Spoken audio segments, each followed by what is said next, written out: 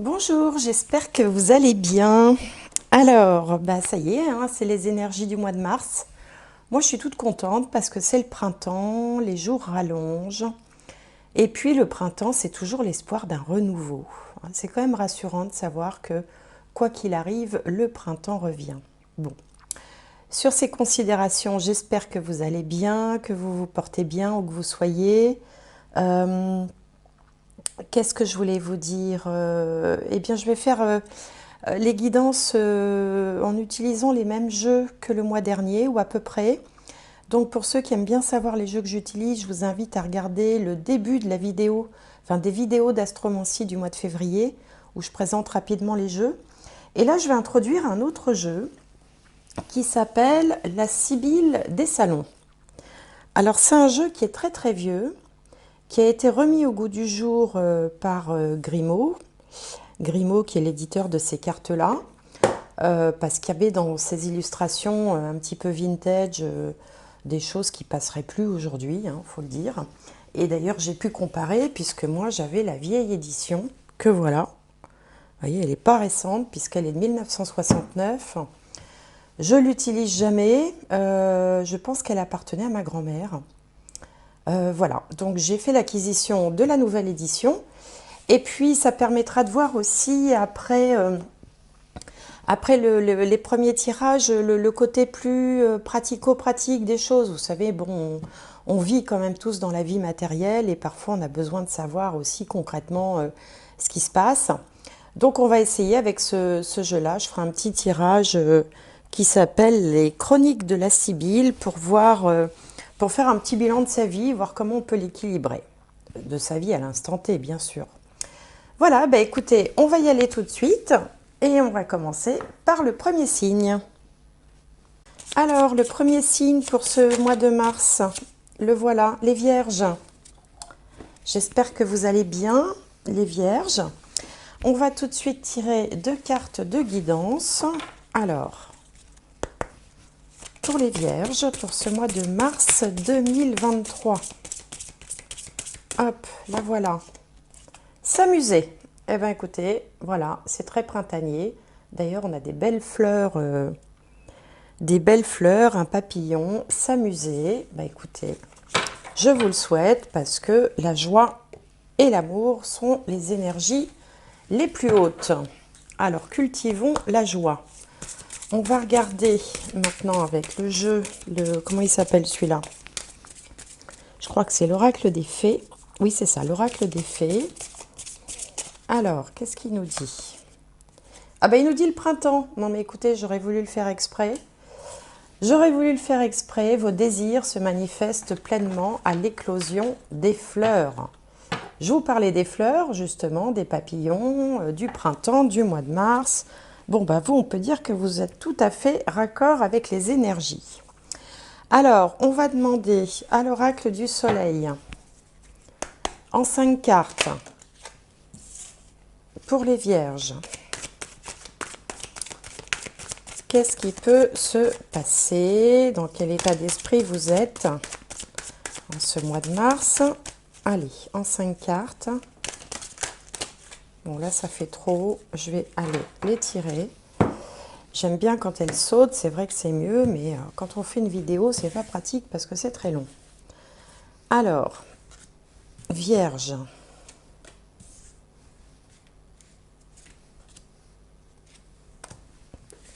Hop.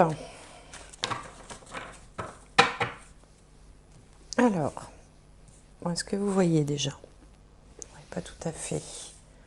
On va les mettre là pour remonter un petit peu tout ça. Alors, ici, on a la fortune, soleil en lion, très belle carte. Le contrôle, Jupiter en Capricorne.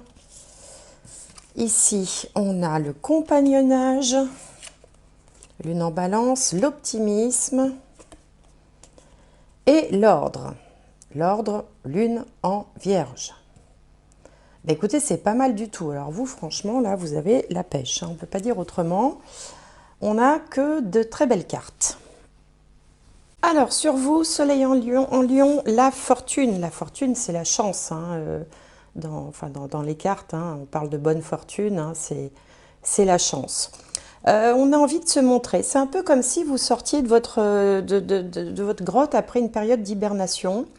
On a envie de printemps, on a envie de s'amuser, on a envie de se montrer, on a du charisme, on prend soin de son apparence, on a envie de briller en quelque sorte. Vous voyez, comme si après une période un petit peu terne, on avait envie, toc, comme ça, de se pomponner et puis d'être, voilà, de soigner son apparence et puis d'aller au-devant des autres et de s'amuser. Alors, en contre, on a Jupiter en Capricorne, le contrôle, maison 10. Alors, c'est vrai qu'on a coutume de dire que dans le signe de la Vierge, il y a la Vierge folle et la Vierge sage. Là, c'est plutôt un peu la Vierge faux-folle hein, qui fait son apparition, qui a envie de s'amuser, comme l'annonçait cette carte, qui a envie d'être dans la vie, de se sentir vivant, voilà, de prendre plaisir à tout ce qu'on fait. Mais bon, pour autant, on n'en perd pas quand même le contrôle, hein, parce qu'ici, on a justement la carte du contrôle et la carte de l'ordre, qui est très vierge. Hein, d'ailleurs, c'est la lune en vierge. Donc bon, on est un petit peu faux-folle, un peu guillerette ou guillerée. Hein, si vous êtes un homme ou une femme, c'est pareil, ça ne change rien. Mais en même temps, on n'en perd pas quand même le sens des réalités. Alors, on a un peu plus envie de sortir avec la carte du compagnonnage, de passer du temps avec les amis, de partager, de s'amuser. Alors, peut-être aussi que ça va être l'occasion de... Donc, de très belles cartes, en résumé, vraiment très belles cartes, très sympathiques. Ça dégage beaucoup de joie, beaucoup de... Vous voyez, d'amusement, de gaieté. Bon, bah tant mieux, hein, parce que, bon, voilà, on ne peut pas toujours être dans le... Comment dirais-je dans le sérieux, dans la rigueur. Bon, enfin, vous ne perdez pas quand même le sens des priorités, parce que la carte qui conclut le tirage s'appelle l'ordre. Hein, donc l'ordre, il y a quand même toujours une organisation, il y a toujours... mais bon, vous avez envie de vous amuser, de profiter. C'est peut-être le printemps qui vous titille, et c'est tant mieux. Alors, je vais recouvrir avec le Osho Zen Tarot. Alors, Osho Zen Tarot, je crois qu'il a changé de nom, lui, parce que c'est pareil, c'est une vieille édition que j'ai, là. Alors, donc pour les vierges, est-ce qu'on peut en savoir un petit peu plus? Quoique, bon, on aurait pu se contenter de ça, hein, parce que c'est tellement... c'est vivifiant comme tirage, vous voyez. Il y a de la légèreté. Alors, on va recouvrir pour les vierges...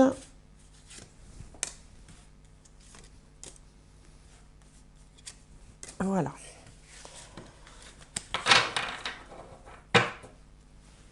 Alors, qu'est-ce qu'on a ici? La paresse. Bah oui, ça peut en faire partie aussi. Hein. Ici, on a la source. Belle carte aussi. Le regard intérieur. Au-delà de l'illusion. Vous voyez, on a un beau... un homme papillon qui a l'air éveillé. Je ne sais pas si vous voyez, ouais, voilà. Au-delà de l'illusion. Et la dernière, hop, si j'y arrive, la conscience.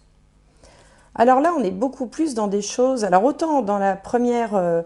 dans le premier tirage, on est, vous voyez, dans la vraie vie, qui s'amuse, qui passe du bon temps. Autant là, on est plus dans des considérations un peu spirituelles. Alors, on va essayer de décortiquer tout ça.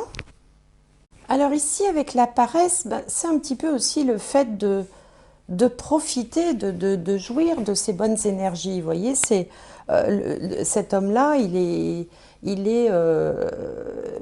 bien tel qu'il est installé. Vous voyez, il a l'air de profiter de tout, de la vie. Et c'est un peu dans cette énergie-là aussi que vous vous inscrivez. Alors, peut-être aussi que vous avez trouvé que vous étiez... enfin, qu'il fallait changer justement de vibration, parce que peut-être que les temps précédents, vous étiez moins dans la joie, l'enthousiasme et toutes ces bonnes vibrations que je vous décris là depuis le début de la vidéo. Mais justement, donc sortir de cette léthargie un petit peu pour aller vers l'extérieur, vers la joie, vers des rencontres, vers des partages, mais aussi être capable d'en prendre conscience et d'en profiter au moment où vous le vivez, c'est-à-dire finalement de cultiver l'instant présent. Ici, la source qui est sur le contrôle vient vous dire que voilà, ça fait du bien aussi de lâcher un petit peu le mental, de lâcher la réflexion, de lâcher le côté très terre à terre de vos activités, de votre travail. Bon, garder le contrôle, bien sûr, il ne faut pas faire n'importe quoi, mais en même temps, il faut savoir aussi être capable d'une prise de recul, de se reposer un petit peu le cerveau et les méninges. Et c'est à ça également que vous invite cette carte-là, le regard intérieur. C'est aussi voilà, de prendre un temps pour se poser, s'interroger sur ses ressentis, s'interroger sur ses intuitions, laisser venir ce qui vient tout en profitant des amitiés, des gens qui sont autour de vous et avec qui vous passez du bon temps. Alors on a quand même deux arcanes majeures dans ce tirage. On a au-delà de l'illusion qui est le jugement dans le jeu tarot traditionnel. Le jugement, c'est aussi quand on se sent à sa place, quand on a trouvé sa place et qu'on se sent aligné avec sa nature. Donc peut-être que justement la joie ici va vous aider à élever vos vibrations et à vous sentir aligné avec ce que vous êtes, avec vos envies, avec là où vous en êtes en ce moment dans votre vie. Et puis la conscience correspond au chariot. Alors on voit pas bien le rapport là en fait entre la conscience de ce jeu-là et le chariot du jeu de tarot traditionnel. Mais on a quand même ici comme une naissance, comme si on enlevait une vieille peau, vous voyez, enfin non, c'est pas une vieille peau, une mue, comme une mue un petit peu, vous voyez, il y a un personnage gris, et puis on voit que de ce personnage sort une personne lumineuse, vous voyez.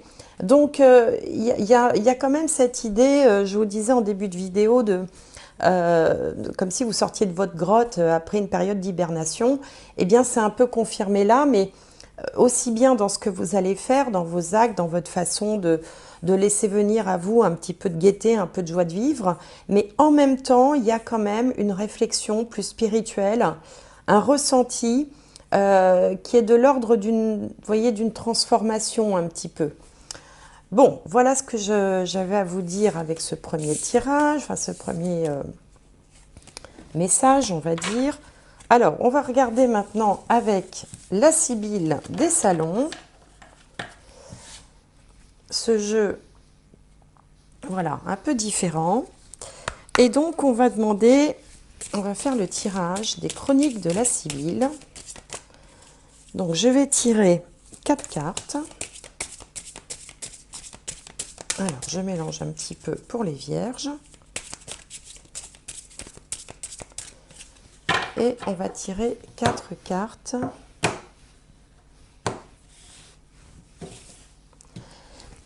Alors, une pour la situation actuelle. Une pour la situation passée. On va prendre celle-là.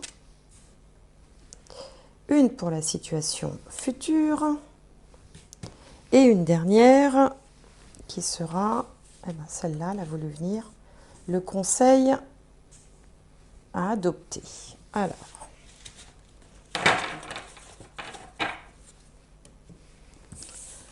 donc ici, situation, elle glisse bien ces cartes, situation passée, réconciliation, situation future, le succès. La situation actuelle, le chagrin, et le conseil, la maladie. Bon, ça c'est curieux comme conseil, mais on va regarder de plus près. Alors, la réconciliation sont deux personnes qui se serrent la main. Après peut-être s'être battues. Se serrer la main, c'est synonyme d'un accord. Donc peut-être que vous vous êtes engagé dans quelque chose, vous avez peut-être signé un contrat, vous avez peut-être pris un nouvel emploi il y a quelque temps.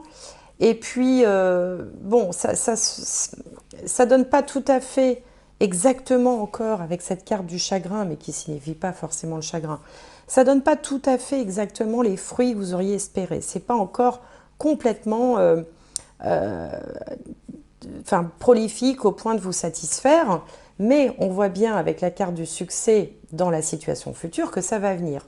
Donc en fait, c'est une question de temps. Il faut prendre le temps entre les promesses qui ont été faites au moment de la signature, si vous êtes par exemple, si vous avez pris un nouvel emploi ou si vous êtes lancé dans un projet professionnel ou si vous avez investi par exemple dans un domaine particulier, les fruits vont pas tarder à venir, même si parfois vous pouvez un petit peu perdre espoir. Alors le conseil à adopter ici avec la maladie, ben évidemment, c'est pas de tomber malade, vous vous doutez bien, c'est plutôt de limiter le stress. Et c'est pour ça d'ailleurs qu'on vous annonce un succès prochain. Et du coup, on vous dit qu'il est inutile de vous inquiéter. En fait, il faut éviter le stress, il faut faire attention en fait à ce que à bien ménager votre corps. Hein. C'est-à-dire que quand on est contrarié, quand on est fatigué, quand on est inquiet, forcément, ça a un impact, bon, ça s'appelle le stress, hein, sur le corps. Et donc, en fait, on vous dit ici de vous ménager, de ne pas vous inquiéter, parce que ce que vous espérez, ce pourquoi vous vous êtes engagé, alors ça peut être aussi, pourquoi pas, une relation sentimentale. Hein. Vous avez peut-être débuté une relation sentimentale et puis vous avez quelques doutes, quelques craintes, ça ne se passe pas comme prévu. Les choses vont aller en s'arrangeant avec la carte du succès. Donc, en résumé, ne vous inquiétez pas et en tout cas, n'allez pas au point de vous, comment dirais-je, d'en pâtir physiquement parce que les choses ne se seraient pas passées comme prévu ou aussi rapidement que vous l'auriez souhaité.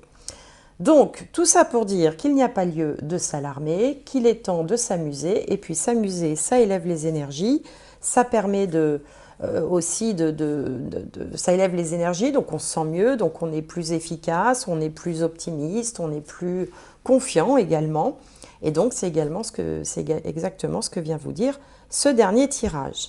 Alors, je vais tirer une dernière carte.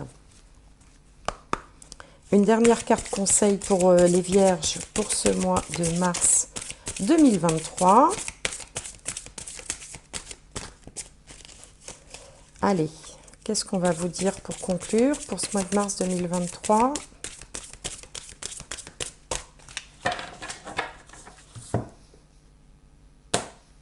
Allez, celle-ci. Allez loin. Voilà, avec le succès, vous irez loin. En élevant vos vibrations, vous irez loin. Vous voyez, on a ce guépard qui s'apprête à franchir la ligne d'arrivée. Guépard ou léopard, hein, qui s'apprête à franchir la ligne d'arrivée avec succès. Et bien voilà ce que j'avais à vous dire, amis Vierges. J'espère que vous allez bien. Je vous souhaite plein de bonnes choses pour ce mois de mars. N'hésitez pas à me mettre un petit j'aime ou un petit commentaire ou à vous abonner. Je sais qu'il y a beaucoup de gens qui suivent mes vidéos régulièrement et qui ne s'abonnent pas. Bon, c'est juste un petit pouce à poser sur le bouton s'abonner. Moi, ça me fait plaisir. Et puis, si un jour vous en avez marre, bah, vous pouvez toujours vous désabonner. Donc, c'est pas c'est pas engageant de façon déraisonnable. En tout cas, moi, ça me ferait plaisir. Je vous souhaite plein de bonnes choses. Passez un joyeux printemps et à très bientôt.